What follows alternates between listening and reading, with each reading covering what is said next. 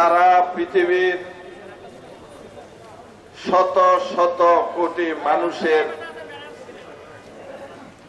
অন্তরের স্পন্দন। আজ ভারতের এক বেয়াদব পুরোহিত আর এক গুস্তাখ মন্ত্রী আমাদের নবীজির বিরুদ্ধে কটূক্তি করেছে। আমরা সোজাসুজি তাদের ফাঁসি চাই।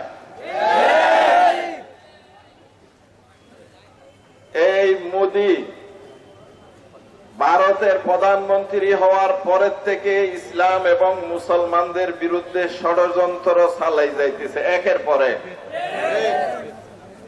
বারবার আমাদের নবীজির ব্যাপারে, কোরআনের ব্যাপারে, ইসলামের ব্যাপারে উস্কানিমূলক আক্রমণ চালাই যাইতেছে।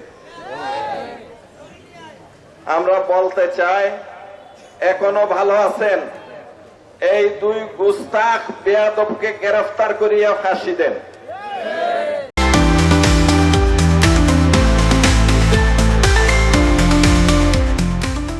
আপনারা সবাই এই সন্ত্রাসী তকমা নেওয়ার জন্য প্রস্তুত আছেন?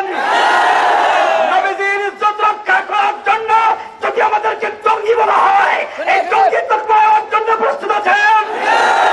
বিশ্বের মানুষের কাছে জানিয়ে দিতে চাই, নবীজির সম্মান হচ্ছে আর কোন সম্মান আমাদের কাছে বড় নাই। সুতরাং এই বিষয়টি পার্থক্য করতে না পারলে আপনাদের ব্যর্থতা, আমাদের ঈমানের কোন দুর্বলতা নাই ইনশাআল্লাহ। আল্লাহর রাসূলকে আল্লাহর পরে স্থান দেওয়া ব্যতীত সুতরাং যে কোন ব্যক্তি নবীজির শানে কটূক্তি করবে তার গর্দান উড়িয়ে দিতে এক মুহূর্ত মুসলমান পরোয়া করে না। শুধুমাত্র কিছু লোক, আলেম ওলামা সহ কিছু লোক আছে, আজ নবী আমাদের সকল নবী, যেই নবীর জন্ম না হলে এই পৃথিবীতে কিছুই হতো না। আর সেই নবীর বিরুদ্ধে কটূক্তি করে। ভারতে হয় কটূক্তি, বাংলাদেশে কটূক্তি হয়, আর আলেম ওলামারা তারা প্রতিবাদ করে এবং তারা জীবন দেয়। তারা জীবন দিতে ভয় পায় না। আপনারা বিগত সময় দেখেছেন, যখন যে আন্দোলন হয়েছে, যত আন্দোলন হয়েছে, আলেম ওলামারা, হকানি আলেম ওলামারা জেল খেটেছেন এবং এই তালিবে আলিমরা জীবন দিয়েছেন, কিন্তু তারা পিছপা হয় না। আমি সকলকে বলবো যে বড়গঞ্জ জেলায় ওলামা পরিষদ যে আয়োজন করেছে, আমরা সবাই সকলে আমাদের নবীর ব্যাপারে যখন কটূক্তি হবে, সবাই দল বল নির্বিশেষে আমরা সকলে দাবিয়ে বলবো, এর সবাই যত সময় পর্যন্ত তোমার মা থেকে, তোমার আব্বা থেকে, তোমার দাদা থেকে, তোমার সন্তান থেকে, দুনিয়ার সব কিছু থেকে আমাকে মহব্বত করতে না পারবে, এত সময় পর্যন্ত কামেল মুমিনের তুমি দাবি করতে পারবে না।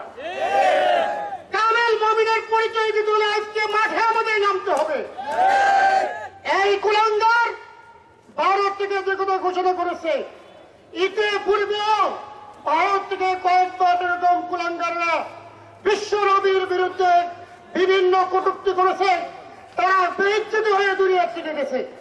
বাংলাদেশ সরকারের প্রধান উপদেষ্টা ডক্টর ইউনূস সাহেবকে অনুরোধ জানাচ্ছি, আপনার সরকারি মাধ্যমে যে প্রতিবাদ জানানো দরকার অতি সত্বর, আপনি সে প্রতিবাদটুকু ভারত সরকারের কাছে পাঠিয়ে দিন।